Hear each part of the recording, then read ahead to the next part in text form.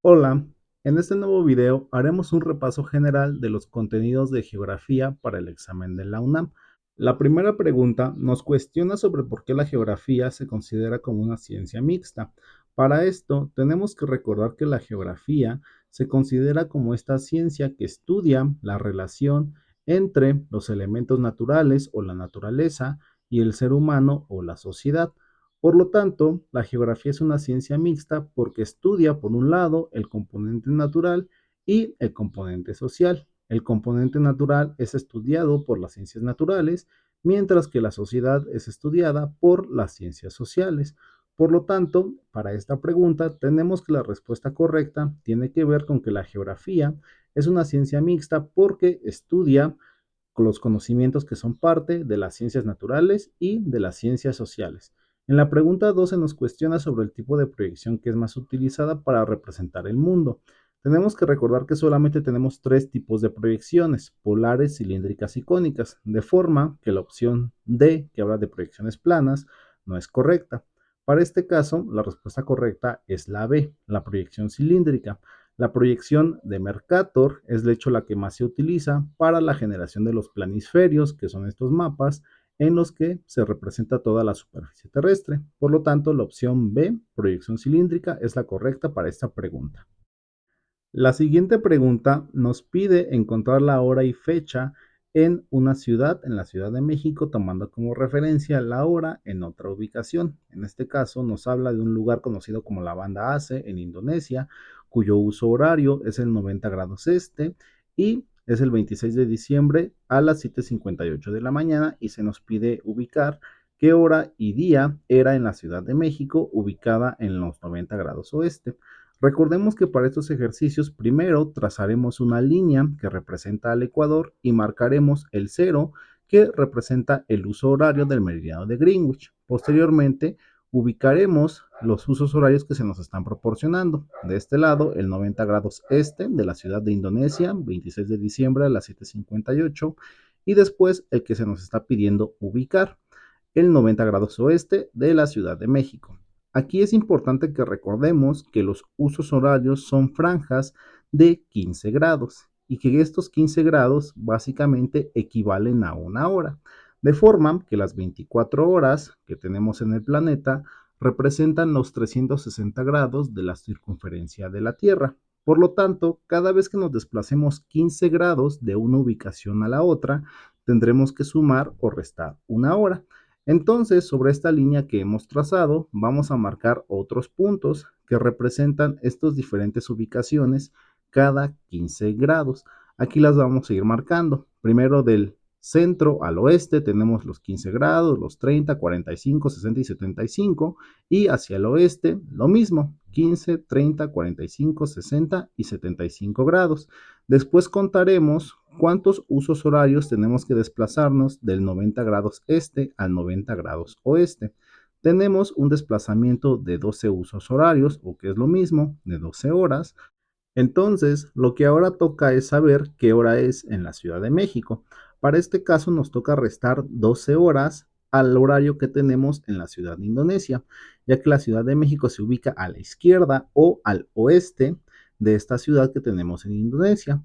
Por lo tanto, a las 7:58 de la mañana le vamos a restar estas 12 horas y tenemos como resultado las 7:58 de la tarde.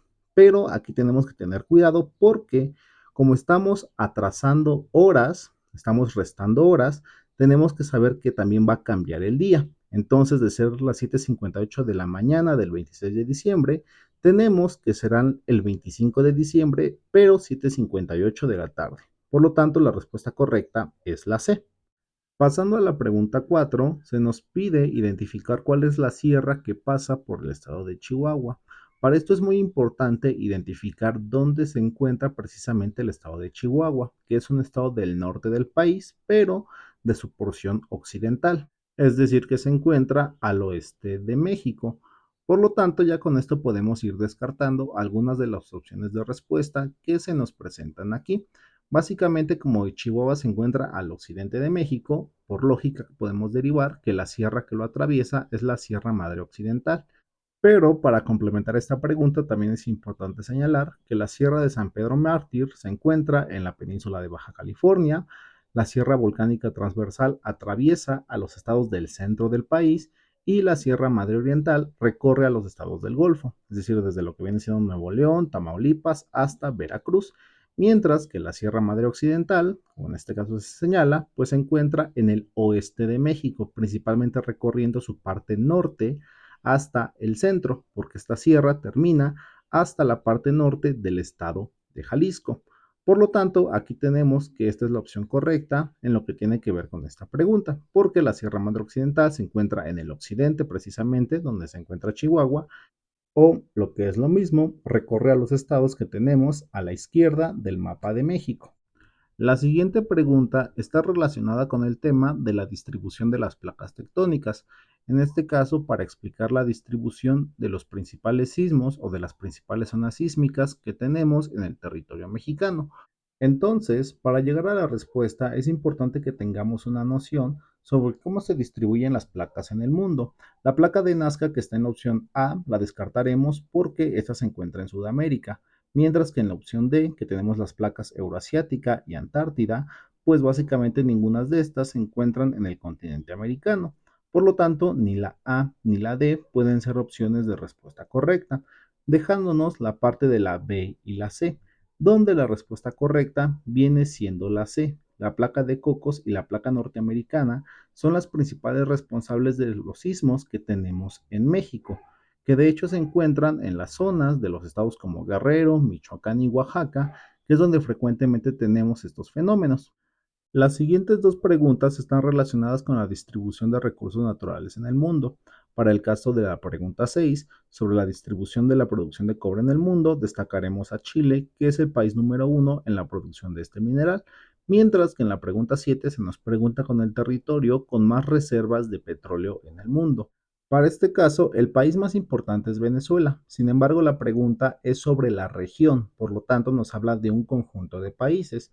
En este caso tenemos que meter a Medio Oriente, cuya región integra a los países de la península arábiga, los cuales son los más importantes en extracción y reservas de petróleo. La siguiente pregunta nos cuestiona sobre las características de los cuerpos de agua. En este caso nos pregunta sobre qué cuerpo tiene la característica propicia para construir presas y generar energía. Aquí vamos a señalar que los lagos son importantes para la prevención de inundaciones, pero no para lo que nos solicita esta pregunta.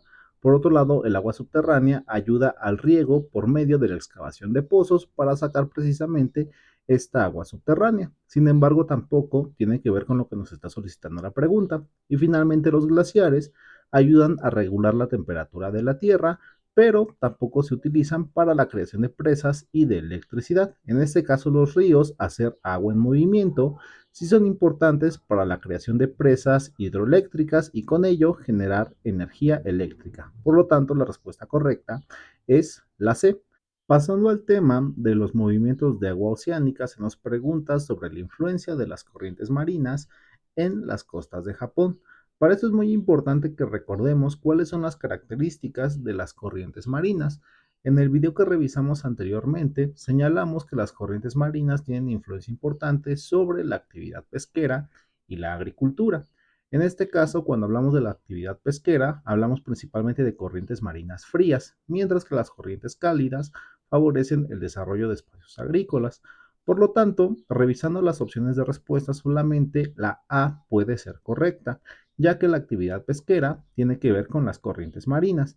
Nos podríamos confundir un poquito con el tema del transporte marítimo, pero solamente la parte de las corrientes marinas tiene que ver con la pesca. En el transporte marítimo influyen las mareas, las cuales también se ocupan para la generación de electricidad, pero no tienen nada que ver con la pesca. Para la siguiente pregunta se nos pide identificar una región natural con base en un tipo de clima, el clima AF. El clima AF hace referencia a un clima tropical con lluvias todo el año, es decir, muy cálido y también muy húmedo, el cual es una característica básica de lo que son los espacios selváticos. Por lo tanto, en este caso, la opción D es la respuesta correcta. Finalmente, la última pregunta va dirigida a identificar cuáles serían las características de un país cuyas condiciones son de alta natalidad, pero también de alta pobreza. Recordemos que una alta natalidad hace referencia a una situación de muchos nacimientos a lo largo del año, mientras que la situación de pobreza hace referencia a una carencia de recursos para poder cubrir las necesidades básicas que llegan a requerir las personas. Por lo tanto, con base en estas características, podemos estimar cuál puede ser la situación o problemática que tenemos en un país. Para este caso, iremos descartando hasta llegar a la opción correcta. La urbanización no puede ser la respuesta correcta, ya que si bien esta sí hace referencia al crecimiento de la población, no necesariamente está relacionada con la pobreza. Por otro lado, la profesionalización está vinculada con un mayor acceso a la educación, lo cual es complicado en una situación de altos niveles de pobreza, mientras que la despoblación hace referencia a una presencia de cada vez menos población. Por lo tanto, es contradictorio con una situación de alta natalidad. Por lo tanto, solamente nos queda como opción la desnutrición, la cual es resultado de la suma de una condición donde tenemos más población por la alta natalidad, pero que se cruza con altos niveles de pobreza, es decir, donde se carece con los recursos para acceder a la canasta básica alimenticia. Por lo tanto, como consecuencia tenemos a la desnutrición. Y eso es todo por el video de esta ocasión. Si quedan algunas dudas o tienen más preguntas relacionadas con el temario de geografía para el examen de la UNAM, pueden dejarla en la caja de los comentarios. Muchas gracias por ver este video y mucho éxito en su examen.